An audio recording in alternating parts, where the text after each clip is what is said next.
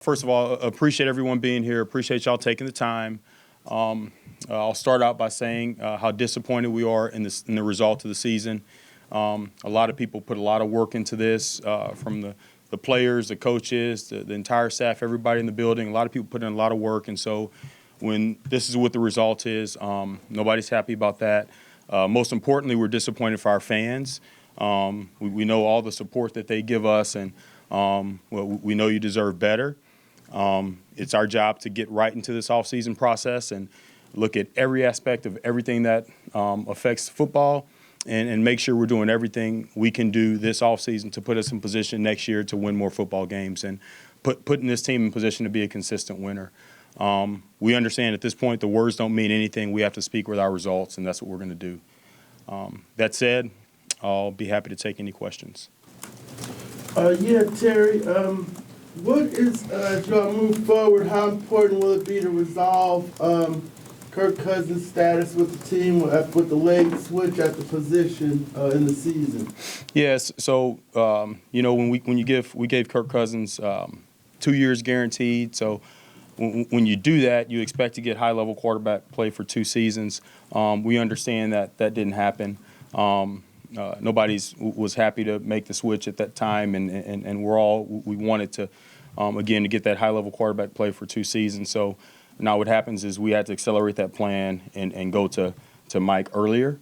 And yet the allocation at the quarterback position, the cap allocation is we're 8th in the league.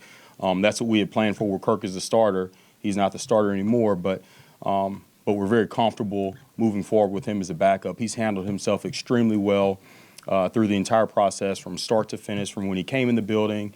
And, in these adverse situations, that's when you show your true character. Kirk's a great man, and he's been great support for Mike, a great teammate, great support for everybody in the building. So we're very comfortable moving forward with him as the backup.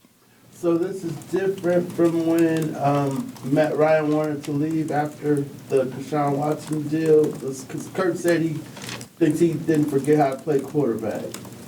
Well, every situation is different, not to rehash anything else, but specifically regarding Kirk, again, we're very comfortable moving forward with him as the backup. Does he want to be a backup? Has he made that clear to you? Those are, all those discussions, we'll keep those discussions private as we move forward. But I just want to be clear that we're very comfortable with him being the backup here. Are you open to trading him if calls come? We'll take those things as they come. Now that's a specific, with that mark, everyone would have to be good with it, right? From his camp, his supporters, Mike McCartney, Kirk Cousins, us, the other team. Like, there's a lot of layers to that, and we'll take those as they come. So you would be open to adjusting that no trade clause, like if that's something he wanted? Well, that's, again, those, Allison, private discussions that we'll have as they come. Do you regret maybe making a big decision and move like this when it came to Kirk Cousins and the contract and everything? Like, what did you learn from that? Yeah, we look at every transaction that we make, and we're always looking to learn and adjust the process as we go. If you go back to at that point, the reasons we made the decision, we know the cost of doing business at the quarterback position.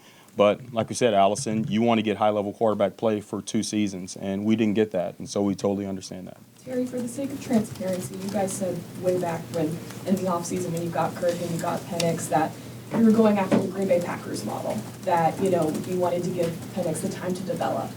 I don't want to speak for you or assume, but yeah. Going off of that, ideally you probably didn't want to turn to Penix as early as you did this year. Is that safe to say? And along with that, when you guys had the discussions of going after Kirk and Penix, what was the ideal situation you guys wanted to happen? Was it Kirk to play a year, 2 years, and then transition? Just for the sake of the fans and the transparency of how you wanted this situation to be resolved. Yeah, that's a great question. A lot of great thoughts. When we went into last offseason, and we had to fix the quarterback position. And so if you look at when we're making a decision at that time, we want to bring in a high-level quarterback that can help us to win right now. And you look at Kirk Cousins and what he had done prior to the injury. You look at his numbers and his production and the things he was, the decision-making, the accuracy, all those areas. We believe that he could be an effective quarterback for us right now. Again, when you give someone 2 years guaranteed, you want to get that level of production for 2 years. And we saw it in some games this year. I mean, broke a record on Thursday night, and so he did some really good things, and yet it wasn't sustained. But the mindset was, now that could fix the quarterback position for right now, but then in drafting the right player, then you can fix the quarterback position for the next 10 plus years. And if you look historically, first round quarterbacks, it's really hard for those guys, and when they have to play earlier and when they don't have to get the chance to sit behind some, not just anybody, but someone like Kirk Cousins, so they can learn all the nuances and the details of being a true pro. So having both of them in the building, we believe that truly could, for right now and for the future. And yet we understand that it was accelerated. The plan was for Kirk to play longer and for Mike to sit longer, and we had to accelerate that. So that wasn't the goal, but again, we understand the disappointment that we had to make the change when we did, but we're comfortable where we are at this point. Terry, go ahead. Terry, you've had a few years to reshape this Atlanta Falcons roster since you were hired in 21. What do you consider the most important milestones in this team's rebuilding process? How do you evaluate the progress in making this team a consistent NFC contender? So you're asking, ask me one more time. I'm sorry, I'm kind of exactly what you want me to tell you. So in short, what would you consider the most significant milestone in the rebuilding process thus far, and how do you evaluate your progress in making this team a more Got it. Yes, sir. Got it. Well, first of all, I'm going to be real clear that we haven't done a good enough job. I haven't done a good enough job. We haven't won enough. And so when you haven't won enough, it starts with me. That's my job, to make this team a consistent winner. And I haven't done a good enough job. It's my job to help everyone in the building be as effective as they can in their roles, so we can win more games. We haven't done a good enough job of that. There clearly are things that we're proud of. You look at offensively, and the percentage of, I want to say 70% of our offensive production have come from players below the age of 25. That's the best in the league. And so there's a lot of good things to point to. We always invest up front, and we invest in the offensive line, whether we're extending players, bringing players back, or drafting players, O-line, D-line. And so we know that in the trenches. So there's a lot of, we look at the vision of this team and what we want it to be. There are positives in a number of areas, but ultimately we haven't won enough, and that's what we have to do. So we have to look at every aspect of everything we're doing. Everybody has to take a humble approach, because the most important stat is wins and losses, so we can point to anything positive that we want to. But at the end of the day, we have to win more games. Acknowledging that you haven't done a good enough job, you haven't won enough, are you concerned about your job security? No, I'm not, Mark. I just don't think, and that's not coming from an arrogant place, I just don't think about that. Sure. I don't think, I believe my job is to come in every day and be as effective as I can. I don't think about my mortality or my job security and things like that and worry about, I worry more about doing the very best I can. I know it's an honor and a privilege to be in this role, and I just want to come in and do the very best I can to affect winning, and that's what I think about. Again, 4 years as a GM without a playoff appearance, typically, that's the only reason why I asked the question. Yep, I totally understand. I understand the question. Yep. You worked so hard getting out of the cap situation when it came to Matt Ryan. Now you're kind of there again with Kirk Cousins in a different way. I know you say you're comfortable, but I guess, how comfortable can you be when you know that you kind of have this cap money just sitting there and the issues that brings? Well, it's what we planned for. Completely different situations, but I know Kirk's the backup now, but we plan to have that cap allocation at that position with him as the starter. And so now it's been flipped, and now he's the backup. And obviously, Mike is the starter now, but we believe we're going to get high-level quarterback play. So completely different situations, I would say, Allison, but we're comfortable where we are, and now we have to make sure that we can be creative and find ways to build this team the right way. Terry, where do priorities fall when you begin to start thinking about how you make your defense more consistent, maybe more mirror what your offense does, and with that complementary football? Yes, sir. Yeah, Art's good question. And so it starts with us, and that's what we're doing right now. We're going through every single position, and every single we'll evaluate everything. And part of it, Arch, is we have to develop players in the building. We have to make sure that we're doing that. So every player, we're getting the best version. They can get the best version of themselves. So we have to develop in the building, and then we'll have to look outside and look at the areas that we do have to enhance, whether it's free agency, whether it's the draft. We have to find those ways to continue to build that team to be more consistent. Are you comfortable with the scheme that you guys ran defensively, or is that something that's under evaluation as well? Yeah, we'll evaluate everything. That's one of the coolest things. Y'all know that about Raheem, but he's he's such a humble person by nature. And so as we go through and have all these discussions, there's no defensiveness, and we're going to look at ways that we need to be more consistent in all areas. So we'll have all those discussions. Within those discussions, Terry, I mean, it's a weird time in sport in general, not just the NFL. It's, you don't have results, people are getting fired left and right. Yes. What are the discussions within you, Raheem, Arthur, whoever may be involved in those about the statute of limitations, the leeway you get to find success in what time frame? Yeah, again, that's a normal part of where you win enough games or don't win enough games. At this point, at the end of the season, you always have those discussions and you go through everything and determine, whether it's players, staff members, for everyone. We have all those discussions. That's just a normal part of the process.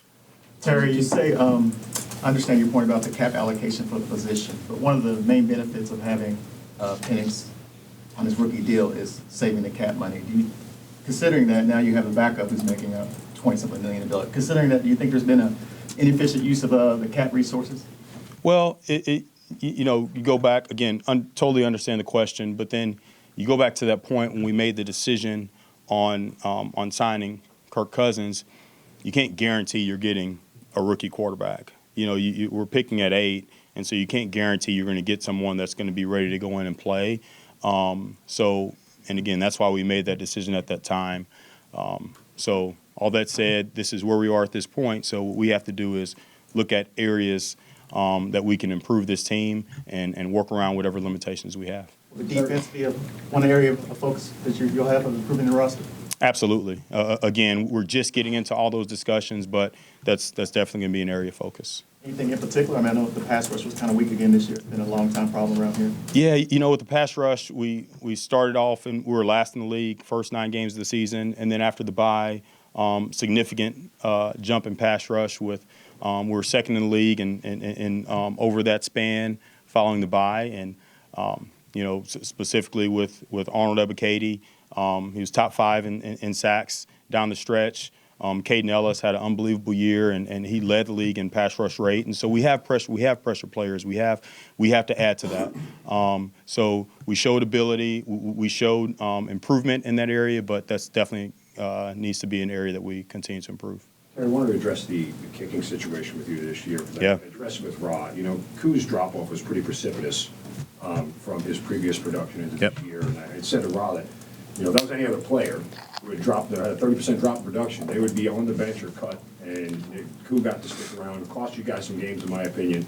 Then you go out and get Riley Patterson, who struggled to make anything beyond, 40 yards. Yep. I could sit here and tell you that might have cost you a playoff spot. I think fans would agree, but that's something we could part and parcel. But what is the situation now, and why did it take so long to move on from Koo? Or even if he was injured, why did it take so long to get him on IR? And then what was the process of finding Riley Patterson, a guy who clearly couldn't help you down the stretch when you needed him? Yeah, Mark, I totally understand your frustration, and it's warranted. We missed 12 kicks, and we led the league in missed field goals, and it does. It's true. It affects games. It does. And in a game of inches, it really affects us. Once Koo was injured, we obviously put him on IR. And what it's our job to do is to make sure that we're fixing that this offseason. So we get into the season next year, and we're not having the same conversation. That's our job. With Koo, I know him personally. He feels the same frustration that we all feel, and he's going to work hard to get himself back to the standard that he's been at for the majority of his career. And us as a staff, we have to make sure, number one, we're supporting him, but also we're bringing in, at every position, we have to bring in competition and make sure that we're continuing to enhance those things. So I understand your frustration. It's warranted. We all have the same thing, and we have to fix that. Frustration, I don't know if it's the right word. The process kind of is what I'm trying to understand is, again, why, like when the production wasn't there, if he was hurt, then he should have been on IR sooner, or there should have been a change made sooner. Like it was obvious to everyone to see that the production fall off. So, is it in your hands to make that decision to either get him on IR or go in a different direction, or is that up to you and Ra? You do it together? How does that work? Yeah, we do it together. We discuss everything we do throughout throughout the day. We discuss it together with the coaches, with whoever's involved with it. We discuss those things. It's about doing everything we can do to win football games. Again, when a player's injured, is this something we can manage? Does he need to be on IR? All those things. Those are always ongoing discussions. Understand the frustration, disappointment, all those things, because it affects wins and losses. So we have to get it fixed. Speaking of joint conversations, how much were you a part of the decision to move on from Kirk Cousins to Michael Penix throughout the whole process? Same thing. Those, Taryn, those are discussions we have throughout the week as we get into Mondays and we close out that game, and then it's, okay, what do we need to do to win this next football game? And so we have all those discussions, and at the time that we did it, we believed at this time for us to be most effective and put us in position to win this football game, we have to make a change. So This was your first year working with a whole new staff. What was that like? I would say, look, at the end of the day, we didn't win enough games, Taryn, so we're all disappointed, and we have to look at a lot of different areas. But I would say we have a very collaborative staff. Raheem sets that tone in the right way, and I'm excited about attacking this offseason with Raheem and doing everything we can do to make whatever adjustments we need to make to get this team where it needs to be. You have a franchise low of 4 draft picks this year, just 5. How does that just kind of put pressure on you guys, especially with not many draft picks, but still trying to rebuild? Yeah, Allison, we can pick up some draft picks. So since we're picking at 15, so obviously we can move down and pick up more capital in the first or the second round or wherever that is. And so we'll have those discussions and determine. We just have to make sure that we're as effective, whether it's the draft, free agency, extensions, everything that we're doing, we have to be effective with each one of those moves so we can put this team in position to win. Sorry, you guys added Judon and Simmons Yep. kind of late in the process in August. Were you happy with those acquisitions and what they produced this season? Yeah, Mark. When you do that, when you add players at that point in their career, then we're looking at, for us to make those decisions, we're saying, okay, we're in position to win the division and to make a run in the playoffs. And the fact that we're not in the playoffs, then we're not happy with the results of those decisions. That's just natural. That's not saying anything against either one of those players specifically, Matt or Justin, or anything. I'm not saying anything negative about the coaching staff or anything, but when you make those decisions, we believe that's going to be a tipping point for us, and it wasn't. Just with the results, how would you just assess Raheem Morris's first year as head coach with all the different things going on this season? Yeah, look, Raheem's a special person. He's a special coach. I can sit here and talk about all the positives regarding Raheem. He said on Monday, and I said at the start of this press conference, we're all disappointed in the results of the season. So very, very excited to attack this offseason with Raheem and make sure we get it right. We've heard from him and you that everything's under evaluation. What specifically have you guys kind of found out throughout that process? Like, hey, we're going to do this differently when we approach the draft or whatever it might be. Yeah, we're just getting into it. The season ended. We've had a few days here, and so we're just really getting into those discussions. As the season ends, you have those exit meetings, and you go through all those things, but we really got to take our time and be thorough going through everything, so we're just not at that point yet. Looking back at the season, is there anything you can pinpoint, like, okay, hindsight 2020 would have approached this maybe? Yeah, there's obviously a lot of things when you look at it. We didn't get the result that we want in the season, but we really have to take our time and go through that and be thorough and make sure that we're looking at all the right areas. Terry, given all of the expectations, obviously, for this year. You're trying, Josh. You keep opening your mouth. They keep interrupting you. I'm joking, Maria. Go ahead. I'm sorry. Given obviously high expectations around this team, you signed Kirk Cousins, all these things, there's a lot of excitement, expectation to make the playoffs. How would you weigh heading into this offseason for you as a GM the challenges that lie ahead to making those changes to become a winning team? Yeah, we have to do it, because there's so many areas that we feel good about, so many positives, but at the end of the day, there's one stat that matters, the wins and losses. So we have to figure out those specific things that we need to do differently, and it's critical. It's a critical off season for all of us, for everyone, every individual that's a part of this business. And we understand that I can sit here and say whatever I want. The words really don't mean anything. We have to speak with our results. And I know you're in the infancy of these conversations, especially when it comes to the coaching staff, but how much do you anticipate there being any sort of change within the coaching? We just have to, again, we're in those conversations. That's a normal part of the process where you win a lot or lose a lot. That's just a normal part of it, and we're right in the midst of those conversations. Terry, to go back. No. Terry, to go back to Have you gotten enough out of your draft picks since you've been here? We haven't won enough, right, Mark? So if you haven't won enough games, then I would say we have to look at everything that we're doing, whether it's the draft, whether it's free agency. Everything we're doing is not good enough if we haven't won enough. Now, I have a lot of confidence in our process. We assess everything as we go. We assess every single move, and we adjust the process as we need to. We're very reflective in that sense, and that's the after action, that's a normal part of it. So I have a lot of confidence in Kyle Smith runs that. He's our assistant GM, and Tom Bowe is our college director. I have a lot of confidence in our process. We're very collaborative, the way we work with the coaches and analytics and all those things. We constantly look at everything. And that said, Mark, we haven't won enough games, so we have to improve in every area. Terry, to go back to signing Kirk and that decision, was his health and his status coming off the Achilles injury more of a burden than you anticipated? No, he was healthy, and I think you guys asked Kirk that question too whenever about the being benched, and we know that him being taken out, but he wasn't injured. He was healthy, so it was just the play just wasn't there. When you evaluate his performance after the 6-3 start, and he was playing pretty well to that point, and then the drop off, how do you make sense of that? How that happened with a player like him who's had that track record for so long? Again, it's tough, and that's a when we saw some really good things from him. And then it just dropped to a point to where, again, we had to make that change. So nobody's happy about that. We're all disappointed. Again, as we go through our off-season process, we'll look at everything. So just to be clear, you don't think the Achilles injury played a part in his performance this season? No, he was healthy. Going through something like this with a player that suddenly just drops off like this, is there anything that you've learned maybe that you need to really look at or research more about a player before you sign him to such a big contract? I think, Alice, just like everything, any transaction we make, every single thing that we do, we have to always look at it and be reflective, look at the reasons we made the decision, all the factors that were involved with them. We always have to look at everything, not just that decision, but whatever decision that we make.